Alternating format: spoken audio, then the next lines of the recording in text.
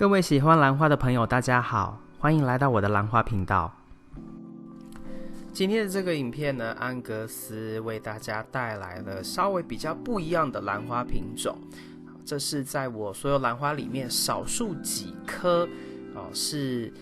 千代兰、万代兰种类的兰花。那这一株它的名字叫做绿灯 Green Light。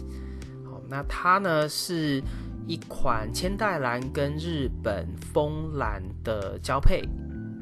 品相。那因为它的这个颜色呢开出来刚开始会有一点淡绿色，所以它的名字呢也就被称作叫做绿灯 Green Light。那首先说一下，因为它有日本风兰在它的亲本里面，所以呢它的这个味道呢是蛮香的，闻起来感觉有一点茉莉花的味道，甜甜的香香的。那它的花期没有算很长前后大概就是1个月左右的时间。不过呢其实每一次它开花我觉得都增加了很多观赏性质它本身的这个叶子其实就蛮有观赏价值的，因为就一扇一扇的，那跟其他蝴蝶兰这种叶子呈现方式很不一样，所以我在它开花的时候都会特别把它挪到我很常看到的地方，不是只有在兰花架子上。那这边看到的呢是它的一个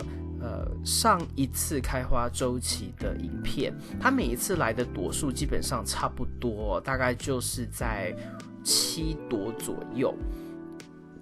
从来没有说超过。那这个我觉得应该受限于日本风兰的一个亲本的限制，因为老实说我还没有看过日本风兰一次开超过10朵以上的，大概就是7朵左右是平均数。好，那这边也是给你看一下上一次开花周期，所以你有一个参考点。那接下来呢我们就会进入到它这一次的开花周期。那其实呢它就是一款随着时间年纪变大，它会从它的侧边长出其他扇的这种特征或习惯。那这边呢它的这个花梗呢抽的时候，其实如果你不注意看很容易会错过，那一直都是等到它长到一定高度的时候才会被发现。因为一般来说这株兰花我是放在靠窗，因为这种兰花它是比较需要强一点的光照，它才比较容易会开花的。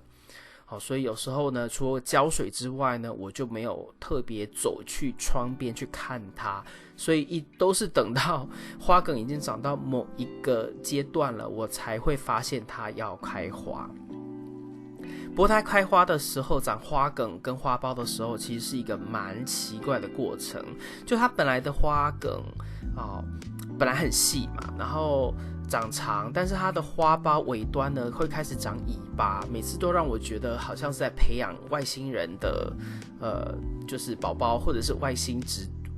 入侵种之类的。反正这就是我每一次开花的时候，它这株花开花的时候我会想到的因为它的尾巴这个勾勾是很特别啦，但是就是也是它的一个特色，但是会让我就是每一次都会想到外星人。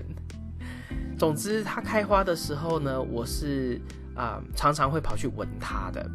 因为它的香味真的是蛮宜人的。那这种兰花除了灯光之外，光照之外呢，它也需要比较多的肥料。那你其实不用说一定要在每一周浇水的时候就给它足够的肥料，特别像我其他的兰花是属于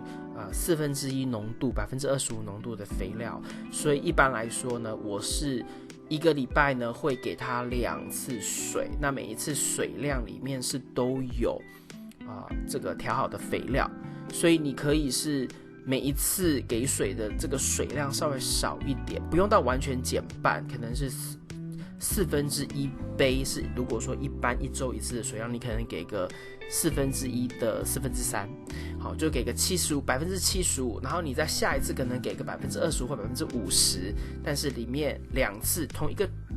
1周的周期里面可能给2次水，它每次水里面都是有淡淡的肥料浓度。我觉得这样子对这株兰花，以我个人的操作，我觉得差不多。好，那这边呢就是一些照片，它当时开花的照片一样哦。它的这比较老的花会比较白，刚开的花呢颜色还是有一点那么的青绿色、淡绿色的呈现所以是我觉得每次开花都有很多特色。除了香味之外，颜色的变化，再来就是它花朵尾巴的这个勾勾是真的蛮特别的。那这种兰花到底好不好养呢？我个人的经验是，它真的蛮容易养的。它比起就是它的亲本里面的枫兰来说，我个人是在日本枫兰里面我只有1株，而且那1株呢，其实我养的不是很好，所以其实你们一直都没有在我频道里面看到那1株原生种的日本枫兰，但是这1株呢，其实已经出现过多次了。其实我频道里面的这个照片大头贴的照片呢，也是以这株兰花拍下来当做就是频道那个圆圈大头贴所以它是出现蛮多次了，是蛮好养的比起我个人日本枫兰的经验，它算是容易养的。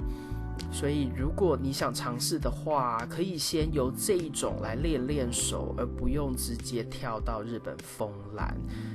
我个人觉得日本枫兰的话，特别是在美国，他们的价格其实都不是很便宜，所以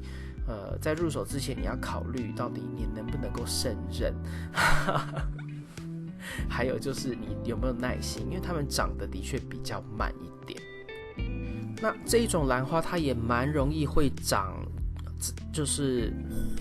它的花茎上面很容易会长气根，那这些气根够长的时候，你也是可以选择把它在换盆的时候种进介质里面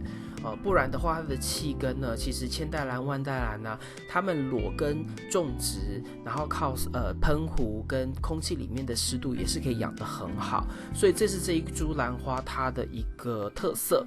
那我这边用的这种陶盆呢，其实就是希望它能够更透气，因为这种兰花其实还是比较喜欢透气，非常非常透气的这种环境。好，那在这边就是给你们分享到这边，希望下一次呢，我的2株都能够同时开花，就可以一起做一个比较。以上就是今天为您带来的影片。如果你喜欢这个影片，请帮我在影片的下面点个赞。